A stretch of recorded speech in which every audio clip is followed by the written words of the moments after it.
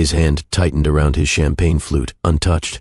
His $7,000 Tom Ford jacket felt suffocating, and the smile he wore hadn't reached his eyes in years. He wasn't here to celebrate love. He didn't believe in love anymore. 15 minutes. That was the promise he made. Show up. Shake hands. Smile for a few photos. Then vanish. But just as he began to turn toward the exit path leading to the valet stand, something stopped him cold. A sound. Soft, fragile, real, sobbing. Not the bratty whine of some spoiled child denied cake. No, this was different. It was heartbreak. Honest, silent heartbreak. He followed the sound, instinct pulling him toward a shaded grove at the edge of the vineyard. Beneath a ribbon-wrapped trellis, he saw them. 2 children. A girl curled into herself, her tiny hands over her face. A boy beside her, shoulders hunched, clutching a crumpled rose. They couldn't have been more than 5. But something about them held him. No one was watching them. No one even noticed they were gone. And for reasons he couldn't explain, he walked toward them. He crouched. "Hey," he said softly. "Are you okay?" The boy looked up first, then the girl. And that's when Colton stopped breathing. Their eyes, steel gray, fringed in dark lashes, wide, intelligent, familiar. His eyes, identical. He'd only ever seen eyes like those in 2 places, his own mirror, and in the face of the only woman who ever broke him. The boy wiped his nose. "I dropped the cupcake, and my sister got scared when the people shouted inside." The girl's lip quivered. Everyone was loud. "We got lost." Colton's voice cracked. "What are your names?" "I'm Rio. I'm Rhea." He swallowed. "I'm Colton." Rio tilted his head. "Like a cowboy?" He actually laughed, quiet, unsure. "Something like that." And then the girl leaned into his hand as he wiped a tear from her cheek. Like she knew him. Like something in her small heart recognized something in his. His pulse thundered. No, it couldn't be. But then, a voice. It split the air like lightning. "Rio. Rhea, where are you?" Colton's spine locked. That voice. He turned, and the world tilted. She was running toward them, barefoot on gravel, curls bouncing, silk dress clinging to her body like the wind was helping her move faster. Celine Hart. His Celine. She stopped in her tracks when she saw him kneeling beside the twins. Her expression, relief that turned instantly to alarm, then fury. "Step away from my children." She didn't shout. She commanded. Colton rose slowly, heart pounding. "Celine." She pushed past him and dropped to her knees, pulling the twins into her arms. "Are you okay, babies?" "They were crying," Colton said. "I was just—" She looked up. "Why are you here?" "This is Trevor Shaw's wedding. His wife is an investor's niece. I didn't know you'd be here." Her voice turned cold. "But the second you saw them, you knew, didn't you?" Colton couldn't speak. He didn't need to. The silence answered for him. "They're mine," he said finally. Her eyes flashed. "They're mine. You lost the right to say that when you left." He stepped forward, face pale. "Celine, I never meant to." She stood. "You disappeared." "I didn't. Celine, listen, I was—" "No, you listen." Her voice trembled now, but she stood her ground. "You don't get to comfort them. You don't get to swoop in now, like some white knight, because fate decided to be cruel today." Colton's heart was breaking right there on the garden path, because he wasn't sure what hurt more, seeing the woman he loved, or realizing he had children and didn't know their names until 30 seconds ago. And the worst part? He still loved her. And he'd never stopped. If you believe in second chances, if you've ever loved someone so much it ached, drop a yes in the comments. Like this video, if you think fate has a wicked sense of timing. And if you're new here, subscribe, because what happens next will shake you. Colton Reed never liked weddings. Not because of the vows, or the slow music, or the toasts filled with too many inside jokes. It was the pretending, the performance of connection. He knew the script too well. He'd written his own version too many times in business meetings, investor dinners, even boardroom celebrations that ended with golden plaques and stock rises. But none of that helped him now. He stood beneath a white pergola, flanked by rows of white chairs and people he barely remembered meeting. The quartet in the distance was playing something soft and jazzy, and a woman in pale pink tried to flirt with him over her champagne. He nodded politely, said nothing. His mind was still with the children, with Rio and Rhea. He didn't need a paternity test. Those weren't just coincidences of bone structure or coloring. They had his eyes. Sharp, expressive, shadowed with something thoughtful. They had her eyes too, and her name had felt like gunfire in his chest when she appeared. Celine. She looked even more breathtaking than the last time he saw her. 6 years ago, wearing a faded t-shirt and holding a tiny sonogram photo in her palm before he left for that flight to Dubai. She never replied after that. And now, she had his children. Their children. He left the pergola and moved toward a quieter part of the vineyard. No one noticed. He had a talent for disappearing when he wanted to. That was part of the problem. Back near the trellis, the twins were gone now, likely with Celine. He rubbed a hand over his jaw. This wasn't how he'd planned his evening. He thought he could control the narrative, but fate had pulled the rug out from under him. He heard soft footsteps behind him. A young server with a tray of strawberries and napkins stood nervously. "Mr. Reed, Miss Shaw says your car is ready." Colton shook his head slowly. "Tell her I'll be staying longer than expected." The server nodded and walked away, clearly confused. Colton didn't care. He wasn't leaving, not until he understood everything. He retraced his steps back to the patio and found a bench tucked between a wall of vines. From there, he had a clear view of the garden. Minutes passed, and then he saw her, Celine. She was guiding Rio and Rhea toward a table, where an older woman handed them paper cups of juice and bent down to smile. Celine stayed close, her eyes scanning the area, hyper-aware, protective. She looked like a mother who had done it all alone, and done it well. Colton's chest twisted. He didn't know how to approach, or if he even should. But then Rio turned and spotted him. The boy blinked, then gave a small, shy wave. Colton hesitated, then lifted his hand in return. Celine saw the exchange. Her jaw tightened. She turned to whisper something to the kids. Then she walked over alone. He stood. "I'm not here to fight," he said quietly. "I didn't come here to see you," she replied. "But here we are. I wasn't lying earlier. I really didn't know you'd be here." Celine folded her arms. "Well, surprise." Colton studied her. "How old are they?" 5. His throat constricted. "Twins," he whispered. She nodded. "Fraternal, different personalities, but they balance each other. They're smart, sweet. They're everything." He paused. "They're also mine." Her eyes narrowed. "You gave up the right to say that. I never stopped wanting them. I never stopped wanting you." Her voice dipped. "Then where were you when I cried through labor alone? When I sat in that NICU for 8 days praying they'd be okay? When they asked why they didn't have a dad like other kids?" His silence was a confession.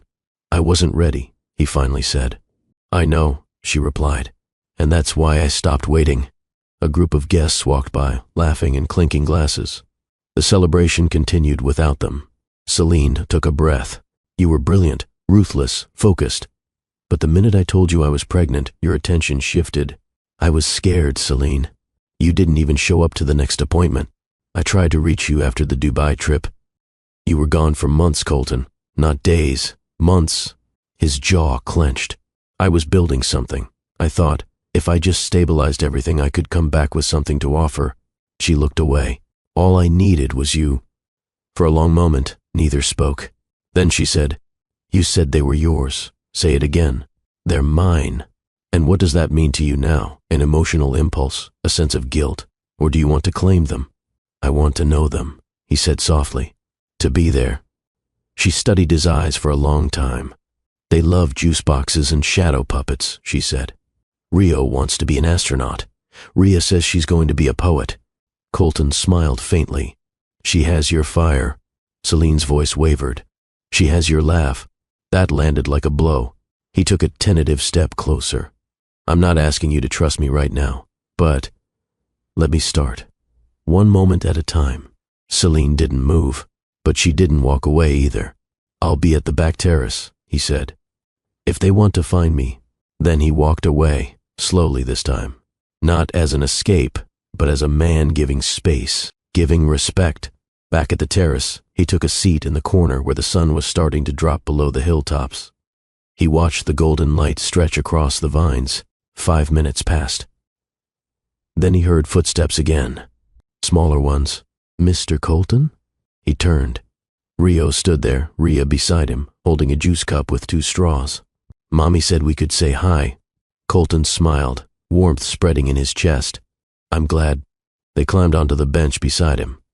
"Can you tell us a story?" Rhea asked. He blinked. "A story? Yeah, Mommy tells good ones, but she said you probably know business stories. Those are like bedtime stories, right?" He chuckled. "Sort of. Make it funny," Rio said seriously. "But also about feelings." Colton nodded slowly. "Okay, I think I can do that." And as the sun dipped low, the wealthy CEO who thought he didn't know how to love began his first story. The evening sky melted into amber and rose, casting a soft hue over the vineyard. Glasses clinked, laughter swelled from the tent, and the quartet had shifted to a lively classic tune. But Colton heard none of it. He was on the stone bench near the terrace, 2 tiny bodies nestled on either side of him. Rio leaned against his sleeve, sipping juice. Rhea twirled a pink straw in her cup, humming. And Colton listened, really listened. They told him about their favorite bedtime games, how they hated broccoli but liked pretending to be sea turtles. Rio said he wanted a telescope. Rhea said she wanted a unicorn but would settle for a bunny. Their words weren't extraordinary, but to him, they felt like gold. "Do you know Mommy?" Rhea asked suddenly, her voice rising like a curious bell. Colton's breath caught. "Yes, I do." "Did you know her a long time ago?" Rio asked, tilting his head like a detective. He nodded. "I did. She was very special to me." The children exchanged a look only siblings understood. Then, before Colton could add more, the air shifted. A familiar breeze. A sudden hush behind them. Then the voice. Firm, calm, piercing. "Kids." Colton turned slowly. Celine stood a few feet away. Her blush-colored wrap dress fluttered slightly with the wind. One hand rested on her hip, the other clutching her phone tightly. Her eyes were unreadable, but her presence, unshakable. Rhea immediately jumped down. "Mommy, look, he told us a funny story." Rio grinned. "And he knew about the moon. He said it looks different in Dubai." Celine's gaze didn't move from Colton. "I said they could visit me," Colton began. "Just for a few minutes." She stepped forward, lips pressed tight. Rhea, go back to the table. Ask Aunt Cora for that jelly donut she promised." "But..." "Now, baby," she said softly but firmly. The twins obeyed, still reluctant, looking back as they walked toward the reception tent. When they were out of earshot, silence settled again. Celine folded her arms. "You shouldn't be near them. I didn't plan any of this." "No," she said sharply. "You just happened to end up at the same wedding. You just happened to be on the same vineyard. And now you're telling bedtime stories like a what?" He cut in, eyes locked on hers. "A stranger? Or something worse?" She didn't blink. Like someone who walked away and thinks charm can erase that. "I didn't walk," he said. "I drowned." Celine's jaw clenched. He continued, slower this time. "You think I just vanished. But I was pulled under. I was scrambling to save a company that had employees, families depending on it. It was chaos. I lost grip. I didn't need a billionaire," she snapped. "I needed the man who looked me in the eyes and said I made him feel like the world stood still." Colton swallowed. "I meant that," he said. "Every word. But back then, I didn't know how to keep both, the world I was building and the world I found in you." She stepped closer now. "And when I told you I was pregnant, you disappeared. You didn't even ask if they were okay." "I did," he whispered. "I reached out. But it was always voicemail. Your number stopped working." Her face stiffened. "I changed it. After the 3rd week, after realizing you weren't coming back." Colton exhaled, slowly. "I should have tried harder. Tracked you down. Shown up at your doorstep." "Yes," she said. "You should have..." Silence again. The sun was nearly gone now. Lights flickered across the reception lawn, casting golden orbs on the grass. Celine crossed her arms again, voice quieter. "Do you want to be in their life, Colton? Or are you just curious now that they're real?" "I want to know them," he said immediately. Not just today, not just this weekend. I want to earn the right to know them. Her face didn't soften, but it didn't harden either. And what about me? She asked. Do you think you can just slide back into my world? No, he said. I know I can't. I don't deserve to. Celine tilted her head. But you still wanna? He nodded. More than anything. She looked down for a moment, inhaling. Her voice dropped. I rebuilt myself after you. I had to. I didn't have the luxury to fall apart. I know, he whispered. No, you don't. You've always had someone to fix things for you. Lawyers, assistants, bankers. You're used to fixing with money. He stepped closer now. This isn't about money. Then what is it? You. The word hit the air with weight. Her eyes lifted to meet his. I loved you, he said. I didn't know how to hold on to it without ruining everything else. But I've spent 6 years missing pieces of myself and not knowing where I left them. Until today. She looked like she was about to speak, but paused. Instead, she said, Rhea still cries when she watches couples hug on TV.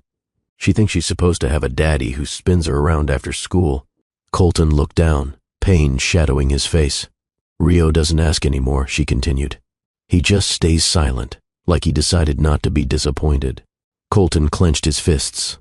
I don't want them to carry my silence. Her voice cracked. Then prove it. How? I don't know yet, she said. But it starts with consistency. Not apologies, not charm, just showing up. Colton nodded. I will. She stepped back. Don't make promises tonight you can't keep tomorrow. I'm not promising tomorrow, he said. I'm asking for one more conversation. When the night quiets, when they're asleep. Celine narrowed her eyes. Then, surprisingly, she gave the slightest nod. I'm in Cottage 3, guest house behind the West Vineyard. Colton exhaled. I'll be there. She turned to leave. But just before walking away, she looked over her shoulder. They're light sleepers. Don't knock too loud. And with that, she walked into the twilight, leaving Colton standing alone again, but this time with something burning in his chest that hadn't been there in years. Hope. The guest house stood quiet behind a wall of climbing roses, washed in warm light from a single porch lamp. Cottage 3, Celine's door. Colton approached slowly, the gravel path crunching under his steps, breath tight in his chest. He hadn't been nervous walking into billion-dollar boardrooms. But now, he felt 22 again. Uncertain, hopeful, desperate not to mess it up. He raised his hand, tapped lightly. The door opened. Celine stood there barefoot in a loose cream robe, damp curls cascading over one shoulder. Her face was clean, no makeup, no armor. You came, she said softly. I said I would. She stepped aside. He entered. The inside was simple, cozy. A vase of lavender sat on the table beside a half-folded blanket. 2 children's backpacks rested near the couch. Colton stared at them. They bring them everywhere, she said, in case we get stuck somewhere overnight. He turned to her. You've done all of this by yourself? Celine gave a quiet laugh. Not by choice, but yes. He walked toward the window. You should have told me. I did, she said. Colton turned. I sent a message the night before you flew out, she added. I told you I was scared, that I was late, that I thought it might be real. His eyes narrowed. I never got that message. She crossed her arms. I sent it, then another one, and another. I swear, Celine, I didn't see any of them. I used the number you gave me. He pulled out his phone slowly. I changed my number that week. Company was going through a restructure. PR was leaking everything. I had to protect assets. So you protected your empire. But cut off your entire life. I thought I was doing what I had to. Colton, she said, voice hard now. I went to your office. Your secretary said you were out of the country indefinitely. I was. The buyout in Dubai. It wasn't optional. It was save the company or lose everything I built. I didn't care about the company, she snapped. I cared about the man who promised he'd take me to Italy. The man who laughed in his sleep and told me I made him feel like he could breathe. He blinked. I was going to come back. I just thought if I secured my future first, I could make room for you. You didn't just lose me, she said, softer now. You lost time, milestones, first words, first steps, fevers, dance recitals. His voice cracked. Please, tell me about them. Celine hesitated. then walked to the couch and sat. Ria loves reading. She memorizes every book we have. Rio's more hands-on. He builds things out of cereal boxes. When they were babies, Rio refused to sleep unless I hummed the same tune every night. Ria. She used to press her forehead against mine when she was scared. Still does. Colton sat beside her. He looked at her hands. Did anyone help you? Your mom? Siblings? Celine shook her head. My mom passed. My sister was in med school. I worked part-time from home and took night shifts doing transcription. You did all of that, while raising twins, because I had to. Colton leaned forward, elbows on knees. I missed everything. You did. I thought you ghosted me. I thought you abandoned me. They stared at each other. The silence between them didn't sting as much this time. It throbbed. Colton whispered, I dreamed of you, every week, every month, wondering what went wrong. I kept thinking, if I could just rewind one day, just one, I'd fly back. Celine's voice wavered. And I used to sit up at 2 a.m., nursing 2 crying infants, wondering if you were out there feeling anything. I was, he said quickly. I just didn't know how to come back without looking like a failure. I didn't need a perfect man. I needed a present one. He looked at her now. Really looked. She wasn't the 22-year-old he left behind. She was fuller now, stronger, clearer, grounded, and still beautiful in a way that knocked the breath from his lungs. Would you have let me in? He asked. If I came back after 2 months, 6? She looked down. I don't know, maybe, but I would have asked where you were when I was scared and bleeding and alone in that hospital bed. He reached for her hand slowly. When she didn't pull away, he threaded his fingers through hers. I didn't just lose you, he said quietly. I lost who I was with you. She looked up. What are you now? I don't know, but I want to find out, with them, and maybe with you. She took a breath. Then, after a long pause, asked, Do you remember the last thing you told me before boarding that flight? Colton nodded. I said I'd be back soon, and I'd bring something that changed our lives. She smiled bitterly. You did, just not how either of us expected. They sat there in the stillness of a cottage that had seen too much silence. Then Colton whispered, I'm not going to disappear again. You already did, and I'm going to earn back every second I missed. Her hand tightened in his. They both knew words could only do so much, but it was something. And right now, it was enough. The space between them shifted. It was no longer silent. It vibrated. Celine's fingers were still in Colton's, but her grip had changed. Less guarded, less rigid. He watched her chest rise slowly with each breath. Her robe had slipped just slightly off her shoulder, revealing smooth, bare skin kissed by soft lamplight. Colton's voice dropped low. You still wear rosewood. Celine blinked. You remember? I remember everything. He let go of her hand and slowly, reverently, touched the edge of her robe. His knuckles grazed her collarbone. She didn't flinch. Her lips parted slightly. I've thought about you every night, he murmured. Every time I closed my eyes, I saw your face. I felt your breath. I wanted to be here. Just like this. Her pulse fluttered at her throat. He noticed. You left, she whispered, but it came out like a confession, fragile, trembling. I know, he said, stepping in, and I've hated myself every day for it. His hand cupped her jaw. She didn't stop him. Instead, she leaned into it, her eyes locked on his. Their breaths mingled. I still dream of you, she said. Of your hands, your mouth, what it felt like to be wanted like that. He groaned softly. Do you want me now? Her answer was a whisper against his mouth. Yes. That was all he needed. He kissed her, not like a question, like a claim he'd been aching to make. Her hands flew to his chest, then around his neck. His mouth molded to hers, hungry, desperate, deep. She gasped, and he used the moment to slip his tongue past her lips, tasting her like something forbidden he was finally allowed to have again. She moaned into his mouth, dragging him closer. He lifted her effortlessly, her legs wrapping around his waist.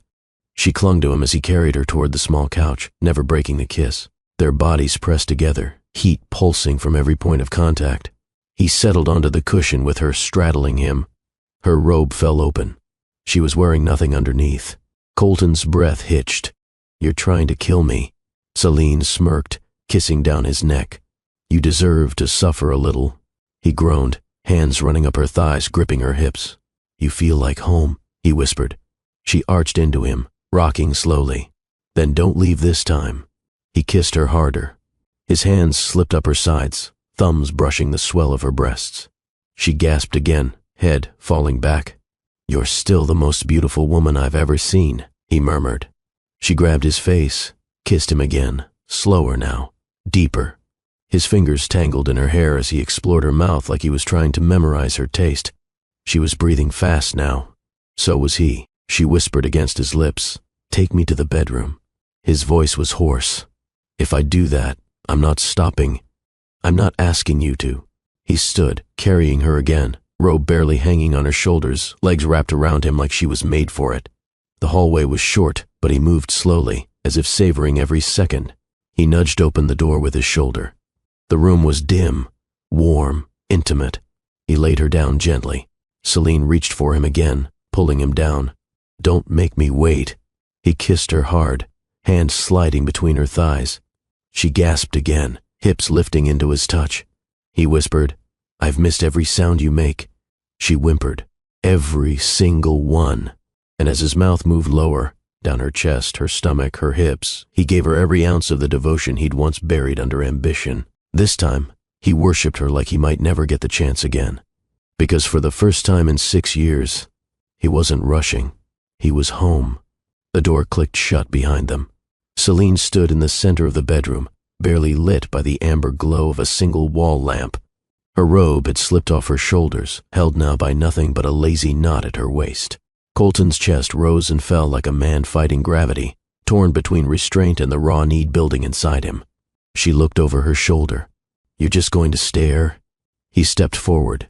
"If I touch you now, I might not stop." "Good." He didn't speak again. He closed the distance in 2 strides, his hands gripping her waist, mouth finding the curve of her shoulder. She exhaled shakily, reaching behind her to thread her fingers into his hair. Colton turned her slowly, eyes scanning every inch of her. 6 years, and she still made his pulse hammer like he was 20 again. "You're more beautiful than I remember," he whispered. "You're slower than I remember," she teased. That was all the invitation he needed. He untied her robe with one smooth pull, letting it slide to the floor in silence. Her body was warm and soft, full in all the places he used to adore, and now rediscovered like he was touching her for the first time all over again. He kissed her collarbone, then lower. Her skin responded instantly, goosebumps rising as he moved down. Celine's breath caught. "Don't tease me, Colton." "I'm not teasing," he said softly. "I'm worshipping." He knelt, hands sliding up the backs of her thighs. Her legs parted instinctively. He looked up at her, voice low. "Lean back on the bed." She obeyed, reclining slowly as he moved with her. He kissed his way up the inside of her thighs, slow and deliberate. When he reached the place she ached for him most, she gasped, back arching, hands gripping the blanket. He took his time, tongue and fingers working in unison, coaxing cries from her she didn't bother to hide. She trembled beneath him, calling his name in broken syllables. When she came, she clenched the sheets, hips lifting, his name a sharp cry in the dark. But he wasn't finished. He moved up, kissed her deeply, letting her taste herself on his lips. Then he stripped slowly, undoing buttons like peeling away armor. Celine sat up and helped him, hands tracing the lines of his chest, the trail of muscle down his abdomen. When he was bare, she stared at him. "You look better," she whispered. He smirked. "Than before, than my memory." And that's saying something. He kissed her again, deep and hungry, their bodies tangled, pressing skin to skin. When he entered her, they both groaned, eyes locked, foreheads touching, like nothing else existed beyond the pulse of the moment. They moved slow at first, rocking in rhythm, breath for breath, then faster, harder, until their sounds filled the room, the slap of skin, the soft cries, the whispered names. Celine clung to him, nails digging into his back. Colton gritted his teeth, holding on to the edge of control just long enough to feel her tighten again, this time pulling him over with her. He collapsed beside her, both of them drenched in sweat and silence. But it wasn't awkward. It was calm, honest, whole. She traced his jaw, still breathing hard. "You learned a few new things." He chuckled. "I've been dreaming of practicing on you." She turned to face him. "And what do you want now?" He brushed hair from her face. I want more nights like this, and not just for the heat. Her gaze softened. I don't want a fling, Colton. This isn't a fling, he said. It's a restart. They lay together in quiet for a few moments longer. Then she climbed on top of him again. He grinned. Already? I never got to finish what I started. And she took control, riding him slow, steady, eyes locked as his hands found her hips and guided her deeper. The rhythm built again. The pressure, the heat. He sat up, pulling her closer, mouth on her neck. I miss the way you move, he groaned. She tightened around him. I missed being wanted like this. Wanted, he whispered. Celine, I craved you. That sent her over the edge again, head thrown back, body shuddering. And this time, when she collapsed onto his chest, she didn't pull away. She stayed, breath rising in sync, fingers tracing circles on his skin. Minutes passed. The air cooled, but neither of them moved to cover up. Colton, she said softly. Yeah? If you do this, if you try to come back, don't just come for me. I'm coming for all of it, he whispered. You, them, the mess, the mornings, the tantrums, the spilled juice, all of it. She exhaled, then pressed her lips to his chest. He wrapped his arms around her tighter. And in that moment, tangled in sheets and second chances, Colton realized this wasn't just a night. This was the start of everything he'd been missing. Hey, family of love and twilights, if this story makes you feel something in your heart, why don't you subscribe so more beautiful stories as this comes your way? Now let us continue. The sun was just beginning to rise over the vineyard, casting golden light across the fields. Birds chirped faintly outside the cottage window, and a soft breeze stirred the curtains. Inside the guest house, the air was thick with the quiet afterglow of the night before. Colton was already awake. Celine slept beside him, curled under the sheet, hair tangled against his shoulder. Her breathing was slow, peaceful. He smiled. He didn't want to move. Not yet. Not with the weight of her thigh draped across his hip like it belonged there. But hunger and a sudden rush of boldness finally won.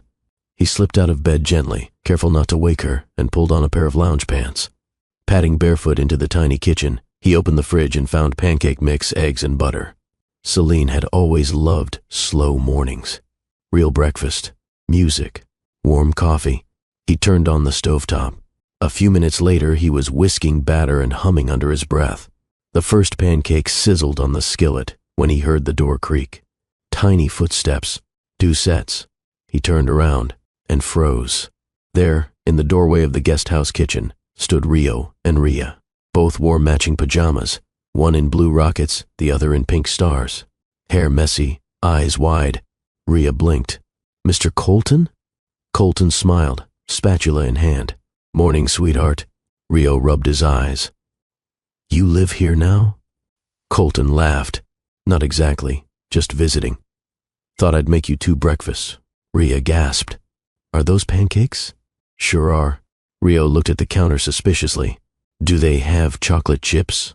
Colton pointed to a small bowl, already mixed in. Ria ran to the kitchen table. Mommy never lets us eat them on weekdays. Well, Colton said, today feels special. Rio climbed onto a stool, squinting at the stove. You cook? Not often, Colton admitted. But I make a mean pancake when I'm trying to impress someone. Ria tilted her head. Are you trying to impress us?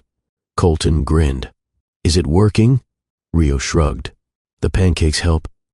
Colton plated the first batch and set it in front of them, sliding over syrup and a bowl of berries. Both kids dug in eagerly. So, Rio said with a mouthful, do you like cartoons? Colton chuckled. I haven't watched many lately. Got any recommendations? Ria licked syrup off her fingers. We like the one with the singing raccoon. Sounds epic. Do you work with raccoons? Rio asked seriously. No, Colton said, trying not to laugh. Mostly people in suits, but raccoons might be easier. Ria giggled. Celine's voice floated in from the hallway. Are you feeding them sugar before 8 a.m.? All 3 of them turned. She leaned against the doorway, wearing Colton's white dress shirt. It hung down to her thighs, sleeves rolled at the wrists. Colton's mouth went dry. Morning, he said, trying to sound casual. Morning, she replied, eyes softening. Rio pointed at her. Mommy, he made the pancakes, and they're good. Did he burn anything? Not yet. Rhea said, mouth full. Celine walked over and poured herself coffee from the pot Colton had just started. Well, that's a pleasant surprise. Colton moved toward her slowly, speaking low enough that the kids couldn't hear. You look good in my shirt. You left me nothing else to wear. Strategic, he murmured. She sipped her coffee, hiding a smile. Colton took the mug from her hand and kissed her cheek. They're amazing, by the way. Celine glanced at the kids. Don't get used to this. They'll expect a 5-star breakfast every day. I can learn. Are you serious? She asked softly. He nodded. Completely. She didn't answer. But she didn't pull away either. After breakfast, Colton helped clean up, while Rio explained the difference between space rockets and science rockets, and Rhea made a flower crown out of napkins. Celine watched from across the room. There was something surreal about it.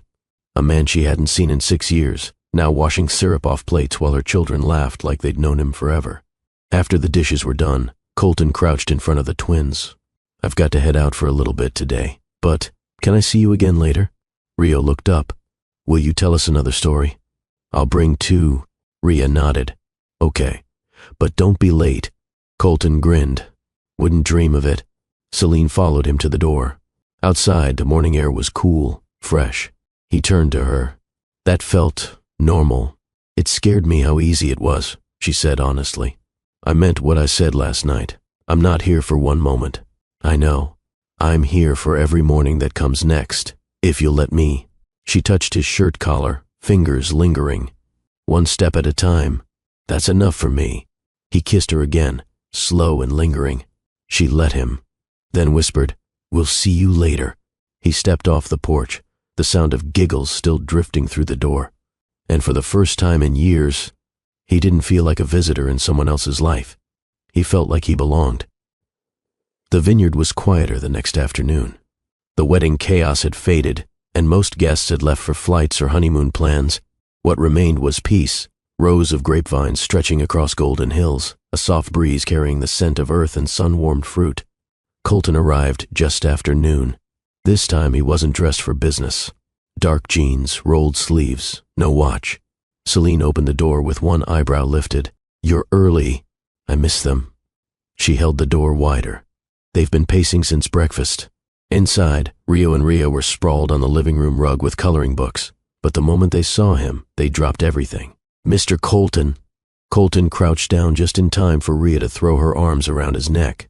You promised stories, she said. And rockets, Rio added.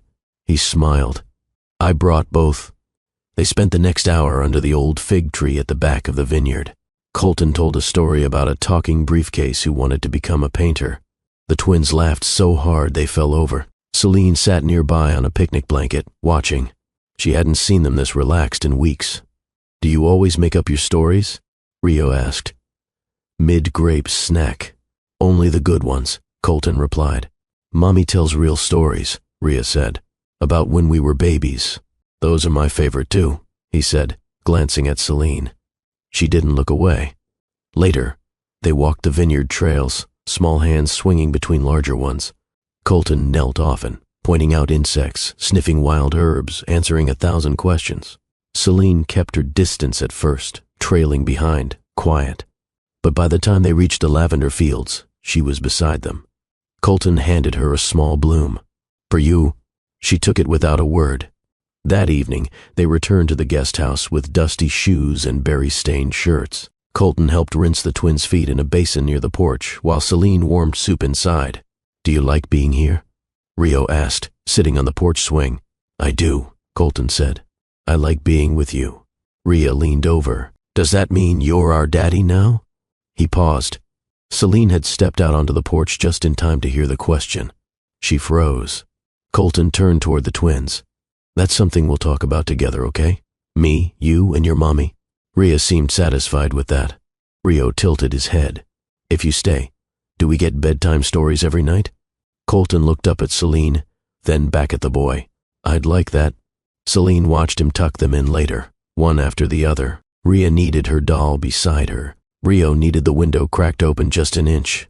They whispered goodnight and fell asleep faster than usual. Colton stepped into the hallway, closing the door quietly. Celine stood leaning against the kitchen counter. You handled that question well, she said. I didn't want to make promises without you. She looked tired but softer now. They like you. More than I expected. I like them, he said. More than I was ready for. Celine smiled faintly. You still talk like a man in a boardroom. Working on it. He stepped closer. Can I stay for dinner? She nodded. If you help me cut onions. He did more than that. He sliced vegetables, set the table, poured wine, and made the twins laugh with over-the-top impressions of cartoon voices. And when he walked them to their beds again that night, when Celine kissed each child's forehead and turned out the lights, something shifted. He didn't leave right away. She didn't ask him to.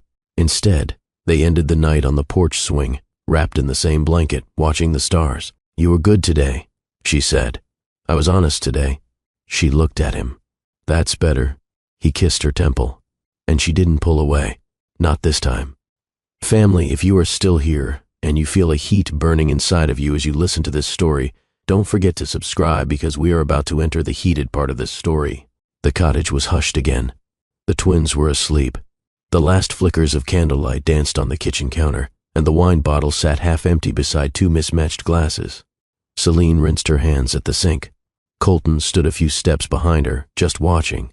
The quiet didn't feel empty. It pulsed, alive and building. You're staring, she said, glancing at him over her shoulder. I haven't been able to stop, he admitted. She dried her fingers on a towel. I'm not the same woman you left behind. He stepped closer. Good. That woman never looked at me like this. She raised a brow. Like what? Like you're wondering if it's safe to want me again. Celine turned fully, facing him. The room shrank. The air thickened. I'm not afraid of wanting you, she said softly. I'm afraid of needing you. He reached out, brushing her cheek with his knuckles. Then want me first. We'll figure the rest out. She didn't answer, but she didn't move away. He leaned in. The kiss this time wasn't desperate like before. It was controlled, certain, slow. Her hand slid up his chest, resting over his heart. His found her waist, pulling her flush against him. The heat was there instantly, but so was the tenderness. He kissed her like she mattered. She responded like she missed being seen. He lifted her onto the counter in one smooth motion, parting her legs with his hips. Her breath caught. You remember everything? He kissed her jaw. I've had 6 years to replay every second. Her hands moved under his shirt. Take it off. He obeyed, tossing it aside. She ran her fingers down his chest. You've changed. So have you. He kissed her again, deeper now. Her legs wrapped around him instinctively. You still taste the same, he whispered. So do you, she murmured, tugging at the drawstring of his pants. Wait, he said, breathless. Let me see you. She bit her lip, then pulled her shirt over her head. No pretense, no posing, just her, bare, strong, beautiful. He stared, not at her body, at her, and she saw it, that reverence in his gaze. It broke something in her, something tired and guarded. He didn't just want to touch her, he wanted to be with her. She reached for him again. He kissed down her neck, her collarbone, each breast, teasing until she gasped and arched against him. He carried her to the bedroom, one arm under her thighs, the other across her back. When he laid her down, it wasn't urgent. It was deliberate. He took his time, mouth on her stomach, hands trailing her thighs, tongue circling her navel. He teased until her breaths turned ragged, until she whispered, Please. He smiled against her skin. Say it again. Please, Colton. He moved lower. And this time, when she cried out, it wasn't just pleasure. It was release. She'd held on for years, tight and silent. But with him, she let go. She shattered, and he caught every piece. Then he rose over her, kissed her lips, and finally entered her again. She wrapped her arms around his shoulders, and he moved inside her like a man who remembered every rhythm. Their bodies found each other's pace instantly, like memory, like music. She gasped, Don't stop. He didn't. Faster, deeper. Her fingers dug into his back. His name spilled from her lips over and over. He pressed his forehead to hers. You feel like fire. She kissed him hard. You feel like home. They moved together, wrapped in sweat and whispers, until her body arched again, eyes locked on his. He followed with a groan. holding her tight as he collapsed against her. They lay in silence, breathing, hearts pounding in sync. After a long pause, she whispered, "That wasn't just sex." He kissed her forehead. "No, that was everything we lost. And everything we still have?" He nodded. "If you want it." She looked at him for a long time. "I'm scared," she admitted. "So am I, but I want more." He smiled. "Then we're finally in the same place." She ran her fingers along his chest. "You're going to have to prove this isn't temporary." "I will," he said without hesitation. "Every day." They drifted off like that, tangled in each other, the air still humming from everything shared between them. And this time, when morning came, neither of them woke up alone. By Monday morning, Colton's usual world was already demanding his attention. 3 missed calls. 2 flagged emails. 1 calendar alert blinking red on his phone. He turned it face down on the porch table and sipped his coffee instead. Celine stepped out of the guest house, barefoot, hair still damp from a quick shower, a loose cardigan draped over her tank top. "You didn't leave," she said, voice quiet but surprised. "I canceled everything," he replied. She arched a brow. "You don't cancel things." "I do now." Celine sat across from him, curling one leg under the other. "Why?" He looked at her without hesitation. "Because none of it mattered the way this does." She didn't answer immediately. She just watched him, trying to find the flaw, the crack, the escape hatch he used to vanish through when life got inconvenient. But there was nothing on his face except quiet certainty. "I've always been good at winning," he said after a moment. "But I never learned how to stay, how to show up for things I couldn't control." Celine looked down at her coffee. "And now?" she asked. "I don't want to win," he said. "I want to be here when Rhea loses her first tooth, when Rio builds his first science project. I want to hear you laugh while we burn dinner. I want the things I used to think could wait." She studied him. "You make it sound simple." "It's not, but it's right." He pulled out his phone, unlocked it, and held it up. "Look." She leaned in. His schedule, usually packed with meetings, calls, travel, was blank. "You cleared it." For the first time in 10 years, she swallowed. "You're really trying." "I'm not trying, Celine. I'm choosing." They sat in silence again, but it wasn't tense. It was full. After breakfast, Colton helped Rhea braid her doll's hair while Rio lectured him on rocket fuel. At lunch, he let them smear jelly on his shirt and didn't flinch when Rhea accidentally spilled water in his lap. Celine watched from the kitchen, arms folded, heart softening with each second. Later that afternoon, as the twins napped and the house finally quieted, Colton joined her on the sofa. She leaned against his chest without a word. He kissed the top of her head. "Do you believe me yet?" She exhaled. Almost, "I'll take it." Her hand found his. "You're not the same man I knew." He nodded. "He didn't deserve you. You were too busy chasing power. And now I just want peace." She looked up. "With me?" "With all of it." He squeezed her hand. "You once asked me what I was building. Back then it was empires and equity. Now I want a life, a real one." She stared at him for a long time. "Do you know how hard I prayed for this?" He cupped her face. "Then let me be your answered prayer." She kissed him. Slow, deep, grateful. When they broke apart, her eyes stayed closed for a second longer. Then she said, "You can stay tonight. I was hoping you'd say that. And tomorrow, I'm not going anywhere." The next evening was quiet in the vineyard.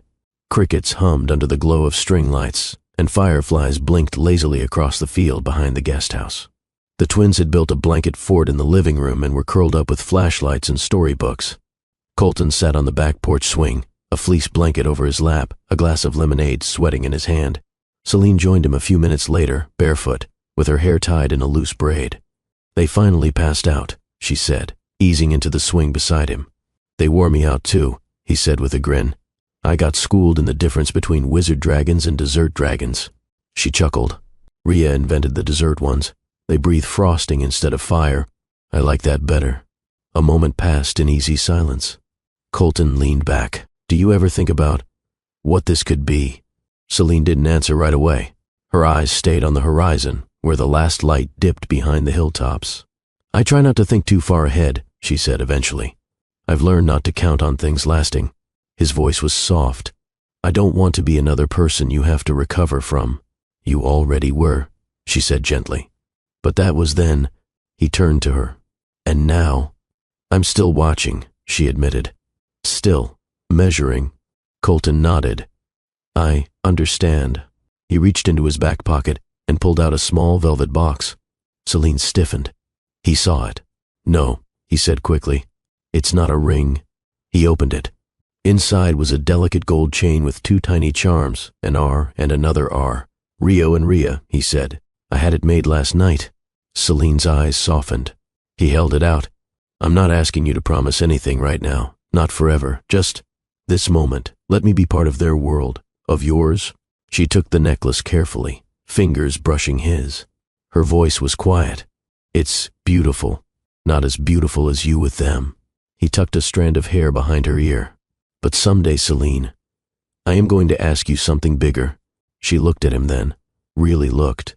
Not with fear, not with resistance, but with something almost like hope. Not yet, she said softly. I know. Ask me again in a few months. I will. He kissed her knuckles. And she didn't pull her hand away. Hey family, as we're about to enter the part where peace has been restored, subscribe if you choose peace in your home instead of chaos. Now let's continue. The fire pit crackled softly in the center of the backyard. A cozy quilt covered the grass, and the 4 of them sat beneath it, Colton, Celine, and the twins, watching sparks dance into the night sky. The scent of roasted marshmallows still lingered, sweet and smoky. Rio was nestled under Colton's arm, head on his chest. Rio leaned against Celine, blinking slowly as sleep tried to steal him. None of them said much. They didn't have to. The silence felt earned now. It wasn't awkward or heavy. It was full of trust. Celine glanced at Colton over the children's heads. He met her eyes and gave the faintest nod. She smiled. Not wide. Just enough. Enough to say we're okay now. Rio yawned and rubbed his eyes. Can we sleep out here? Celine chuckled. Not tonight, baby. You'll wake up covered in bug bites. Colton stood and scooped him up. How about I carry you instead? Rio grinned sleepily. Okay. But only if you tell me one more story. Colton winked. Deal. Rhea stood and held out her arms. Me too. Celine watched as he carried both children toward the guest house, one on each hip. Their small arms wrapped around his shoulders. Their tiny bodies trusted him without hesitation. It took her breath for a moment. She followed slowly.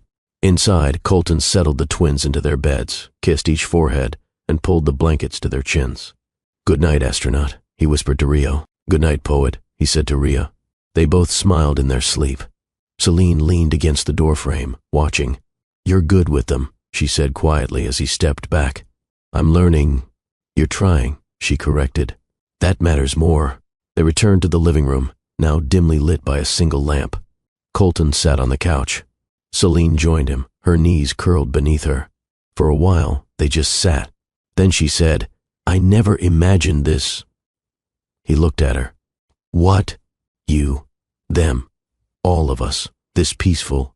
He took her hand. It feels real now. She nodded slowly. It does.